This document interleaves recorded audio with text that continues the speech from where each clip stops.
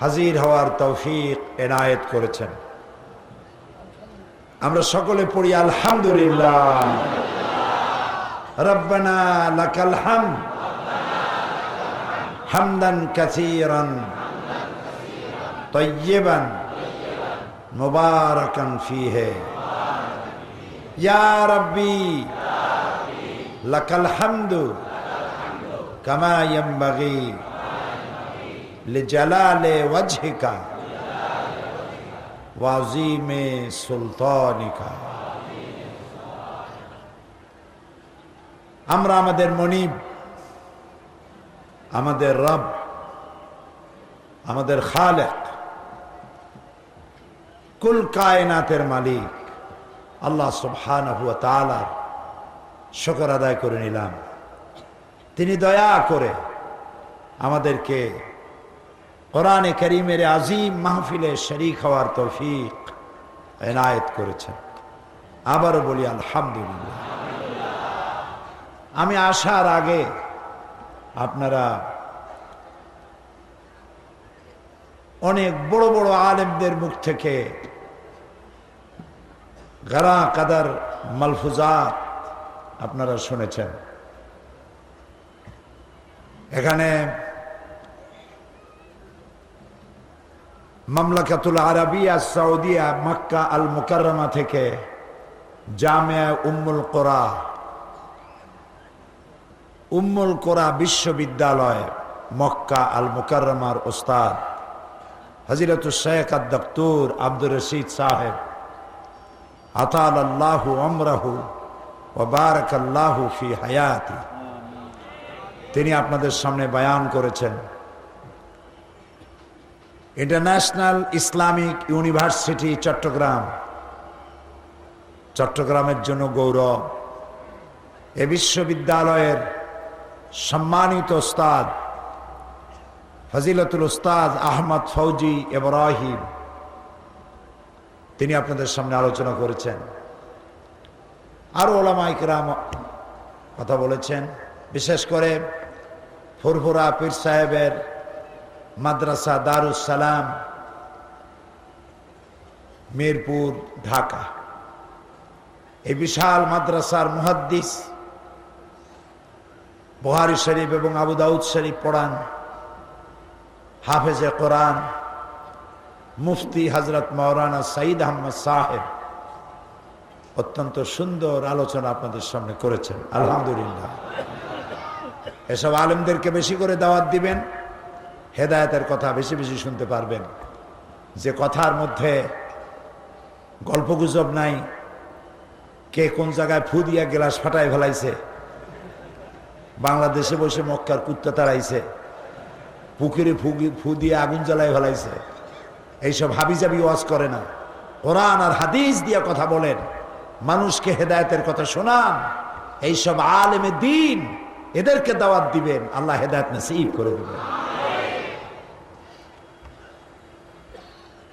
যেহেতু আপনারা অনেক কষ্ট করে আসেন, আবার রাত্রে ফিরে যেতে হয়, আর আমার সামনে সাবজেক্ট থাকে, বিষয় থাকে, সে বিষয়ের উপরে আলোচনা করে একটা সফল পরিণতির দিকে নিয়ে যেতে চাই। সেই জন্যে একটু দেরি হলেও আমি গুছিয়ে বলতে চেষ্টা করব। বিমাশিয়াতিল্লাহ তাআলা বিইজনিল্লাহ। সুবহানাকা লা ইলমা লানা ইল্লা মা আল্লামতানা আলাইহি তাওয়াক্কালতু ওয়া ইলাইহি উনীব। তার কাছে সাহায্য কামনা করি। প্রথমে একটি সংশোধনী। এক ভাই আমাকে লিখেছেন, গতকাল মাহফিলে বন বিভাগের সমস্ত কর্মচারীগণকে একচেটিয়া দুর্নীতিবাজ বলে আখ্যায়িত করেছেন। এতে আমরা মর্মাহত, ভারাক্রান্ত, দুঃখিত। আমি কি তাই করেছি? হয়তো তিনি ভুল করেছেন বুঝতে। আমি বলেছি বিশাল বন বিভাগ আমাদের, এই বন বিভাগকে রক্ষা করার জন্য সরকার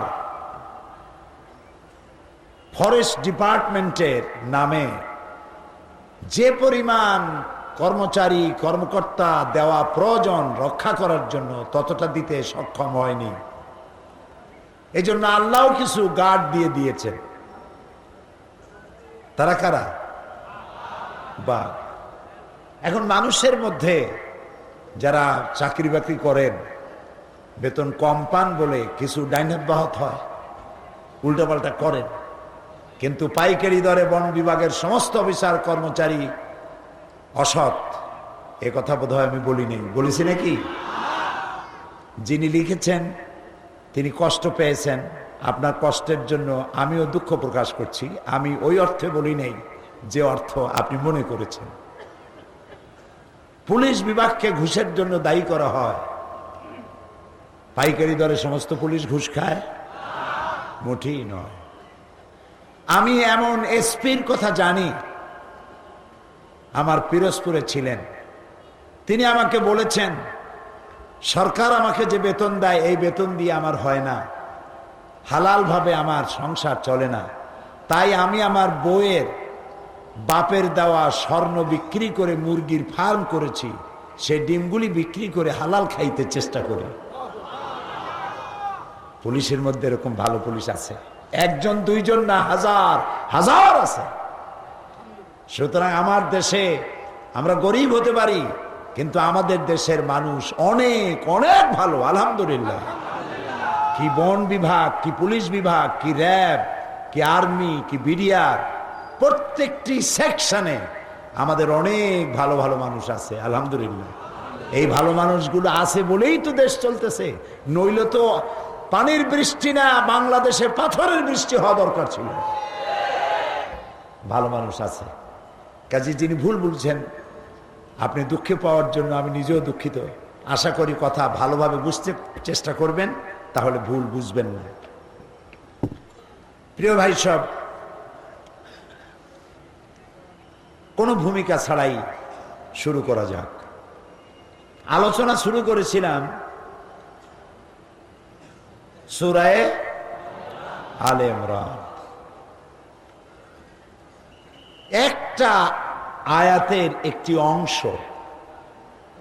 পুরাটা না, সে অংশটুকুন আমি হারিয়ে গেছি, কোনো কেনারায় নিতে পারি নাই, পারবো না। সারা পৃথিবীর মানুষ যদি চেষ্টা করে, পারবে না। আটলান্টিক মহাসাগর, প্রশান্ত মহাসাগর, চায়ের চামচ দিয়া কত পানি আছে এটা মাপা যেমন অসম্ভব, কোরআনে কারীমের পূর্ণ ব্যাখ্যা মানুষের সামনে তুলে ধরা এর থেকে অসম্ভব। এটি পুরাটা কিতাব, এর প্রত্যেকটি সূরা কিতাব, এর প্রত্যেকটি পারা কিতাব, এর প্রত্যেকটি আয়াত কিতাব, এর প্রত্যেকটি শব্দ কিতাব, এর প্রত্যেকটি অক্ষর এক একটা কিতাব। সুবহানাল্লাহ। এবং এই কিতাব দিয়েই আল্লাহ